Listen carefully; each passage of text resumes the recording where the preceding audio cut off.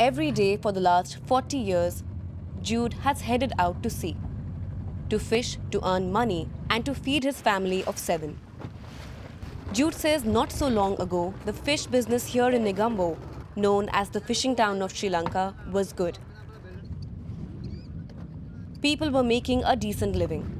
But the industry has been hit hard by the economic crisis, and most of all, the fuel shortage. There is not enough fuel anymore for everyone to put out to sea regularly. We've lost about 80% of our income. In this village, we have around 2,000 boats, which used to head out regularly. But now only 500 boats are able to go to sea on any given day to fish because of a lack of fuel. The fishing industry plays an important role in Sri Lanka's economy, and many communities depend on it. Their boats need anywhere from 20 to 60 litres of fuel a day. Since the crisis hit, fishermen have to wait for hours every day for fuel, when they could be spending that time at sea fishing. What you see behind me right now is a long queue of people, many of whom are fishermen, who have been standing here outside a fuel shop for over 4 hours now, waiting to get kerosene.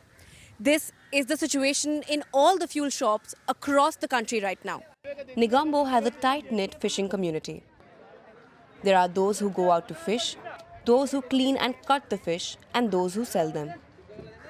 All have been impacted by the fuel shortage. Anicia Fernando has been a fishmonger for nearly 4 decades. She says her business has never been this bad. Fish are also expensive now, and it's hard to sell them. If we didn't have this crisis, all our boats could go out to fish and get enough to meet the demand.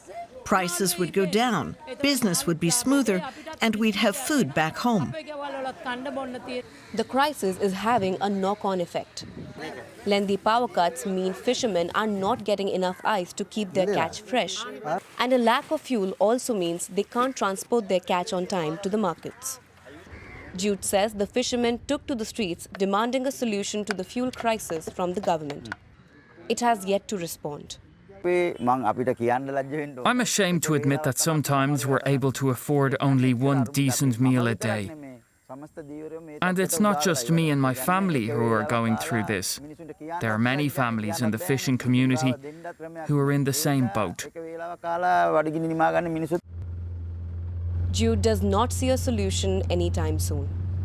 But he still motors out to sea when he can. After all, fishing is all he knows. He has spent his entire life doing just that.